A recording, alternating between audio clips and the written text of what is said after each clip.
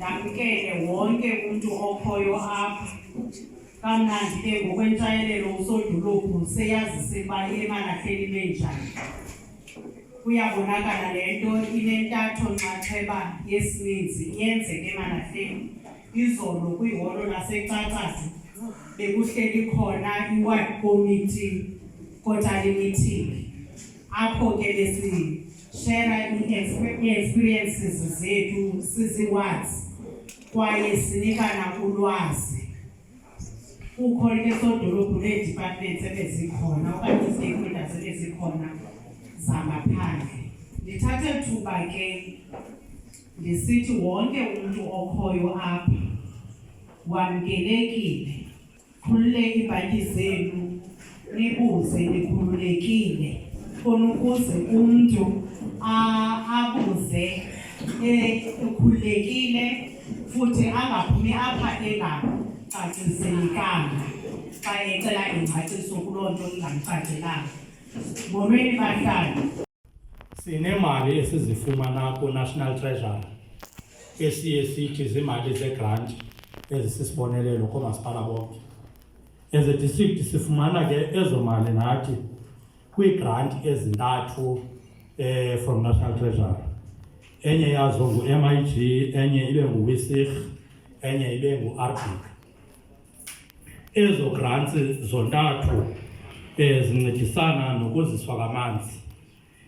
Ingaba i-bulk yento yokuziswa kwamanzi okanye i-sewer infrastructure siye sisebenzise ke kwezi grants sizifumana from-National Treasury unyaka nonyaka.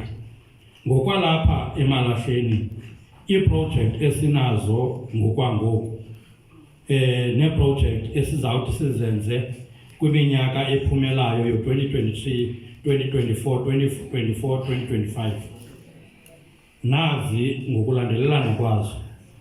Ndingangazichani iiwadi kodwa abantu basekuhlaleni bazawuzazi ezi ndawo xa zibizwa. Siyawukhumbula ke kuba ezi project ze-district kukho ii-bilaterals ebasiba nazo with i-local leadership yaseMalahleni.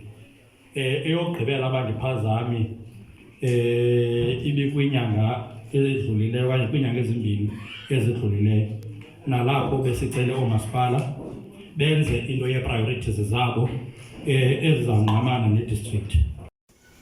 Anegadi emva kwezindlu zabo okanye iihagu ezifuyiweyo emva kwezindlu zabo okanye iinkukhu ezifuyiweyo emva kwezindlu zayo. Ndaye ndathi mama sinikwe into yokokubana apha Emalahleni masincede amafama asakhasayo ayi-500. Iye yenzeka ke loo nto into yokokubana phaa ngo-October, November sakufumana ukutya ngoba sincedise la mafama asakhasayo ngokwezinto ndithetha ngazo. Yabe ilist yabantu abavunyiweyo kwi-ofisi ephezulu iapruviwe. Ndiyakhumbula ndade ndayithumela isayiniwe ngu-HOD, ndiyithumela kookhansila uba mababone. Siye sayenza ke loo nto into yokokubana amafama akwaziyo ukuze ofisini sibanike ngokwezicelo zabo ngokweemfuno zabo, abanye sibayele sibasele. Siwenzile ke lo msebenzi mameya wokubanika abo bantu bayi-500. Ngokokubala kwethu ke indlela esiye senza ngayo ukuze siqiniseke uba iwadi nganye iyaxhamla, siye saba nokudivayida. La 500 siye samnikwa ngokwemali esiyifumeneyo. Mali leyo endizayixela mamumeya eyibe yi-1 million.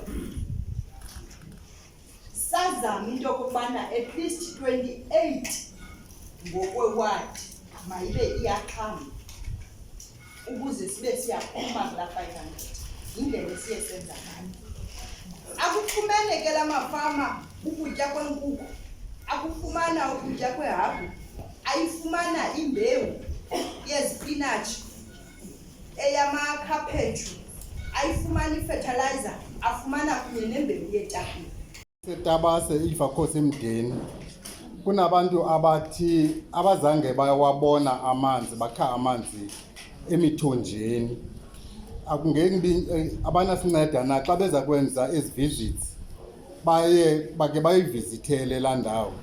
Oko since 1994 zange bawafumana amanzi. Kukutata ke odi athi ndithenga ngokwam oophayiphu namadram uba abantu bakwazi ufumana amanzi. Owesibini, ukwicala le-human settlement, bendinombuzo othi ingaba eza programs zokuqala leya kwaku-identifywa ii-beneficiaries okanye i-community yenze i-beneficiary list yapheliswa na? Ndibulisele kwemsakazo ndizibulisele kumphulaphuli. Singumasipala waseMalahleni besine-meeting ye-intergovernmental relations apho khona besidibanisa amasebe karhulumente kunye nathi masipala kunye nekhrisani. Ngokommo wayo sihlala isithi kunye namasebe karhulumente sipresente i-performance kamasipala kule kota sisuka kuyo, apresente amasebe karhulumente njengoba siwazi wona ayaphelelwa ngunyaka-mali wawo apha ekupheleni kukaMatshi, atsho into yoba aqhube njani kule kota yokugqibela. Bona babuye basixelele into yoba zithini ii-planned project kuba kuzawuqalwa unyaka-mali omtsha wabo ngo-April. So sishere ke ngoku izinto ezenzeka ezidepartmentini, ashere ke kuthi izinto ezenzeka ezidepartmentini. Izizathu ke zokuba sibe nalo mhlangano siwuzise sidla ngohlala edorophini kuba iba sithi nee-stakeholders nelantuka nee-councillors kunye nala masebe karhulumente.